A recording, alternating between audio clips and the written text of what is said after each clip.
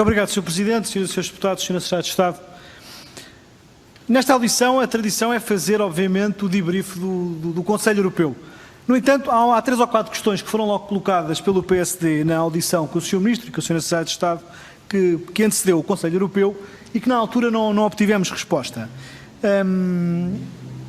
E eu não queria perder a oportunidade, tendo em conta que o próprio assunto foi tratado no Conselho Europeu, que tem a ver com a forma como o governo português encara este bolo. O bolo é constituído por várias fatias e que são, no seu conjunto, é um bolo muito apetecível, mas voltamos à vaca fria, que é o quadro financeiro plurianual que está em cima da mesa, é uma má versão, é uma má proposta.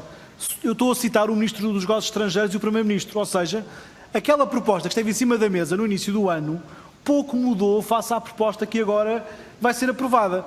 E eu gostava de perceber qual é a justificação para isto, ou se o facto da Comissão, e de forma inteligente, ter embrulhado tudo isto no meio de um serviço, digamos, de vista alegre, acaba por esconder um bocadinho a qualidade da proposta inicial do quadro financeiro plurianual, que Portugal, e muito bem, tanto criticou e até ameaçou vetar. Porque, na verdade, se o plano de recuperação compensa o que falta do quadro financeiro plurianual, também é verdade que aquele dinheiro que nós precisaríamos extra para fazer face aos efeitos da pandemia não vai estar lá, porque vamos, no fundo, usar esse dinheiro para colmatar o resto que falta no financiamento para os próximos 7 anos, ou então aquilo que devíamos usar para combater a pandemia, vamos usar para compensar, vai ser usado para fazer face a essa diferença. Esta é a primeira questão. Sra. Secretária de Estado, uma pergunta que é um pedido de esclarecimento. Um dos temas que mais têm sido debatidos em Portugal é a malograda TAP, a questão da TAP e a ajuda à TAP. O Governo já anunciou, apesar das incidências mais recentes, queria fazer uma injeção de capital do Orçamento de Estado de um valor muito elevado. A Comissão Europeia, logo no início desta pandemia, anunciou que iria constituir um fundo para apoiar empresas estratégicas e que podiam ficar à mercê de empresas de outros continentes pela fragilidade que atravessavam nestes momentos.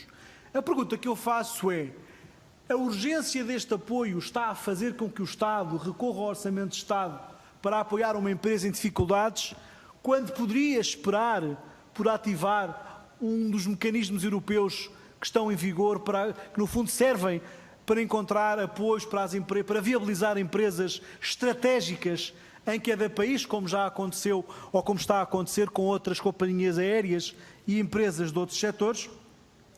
E a terceira questão tem a ver também com aquilo que foi a polémica dos últimos dias, que está relacionado com os impedimentos dos portugueses poderem ser aceitos noutros países. Esta é uma matéria da União Europeia, não é uma questão de debate com países terceiros à União, é uma questão de dentro da União Europeia, de circulação entre países da União Europeia, e o governo português teve aqui 2 discursos completamente opostos.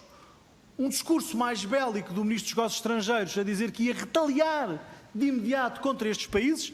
Nós até ficámos a pensar se os Chaimites iam sair à rua novamente. E depois tivemos o Primeiro-Ministro a dizer que Portugal não tem nada dessa tradição de retaliar e iríamos conseguir encontrar alguns consensos.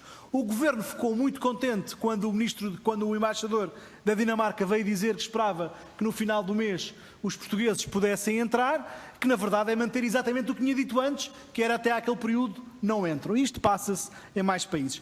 Afinal, o que é que justifica esta diferença, esta dualidade de posições do Governo? Outra questão que eu gostava de colocar tem a ver com as migrações.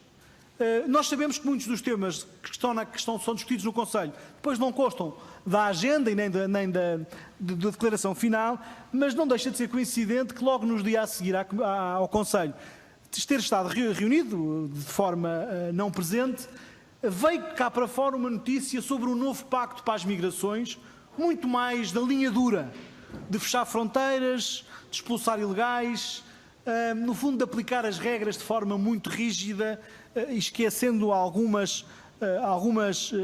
flexibilidade que todos nós temos de garantir. E eu gostava que a Sra. Secretária de Estado nos contasse qual é a posição do Governo português sobre isto, ou se simplesmente não conhece a proposta e é ainda uma parte muito limitada da Comissão Europeia. Terminava só com mais uma pergunta, Sr. Presidente, como também não responderam na audição anterior, Sra. Secretária de Estado, como é que se justifica, ou se alguma coisa vai mudar, pelo facto de Portugal não continuar a não fazer parte da estrutura do Mecanismo Europeu de Proteção Civil. Portugal não é parte permanente dessa estrutura, Portugal participa em alguns grupos de contacto, em algumas missões, mas Portugal formalmente não faz parte da estrutura. Muito obrigado.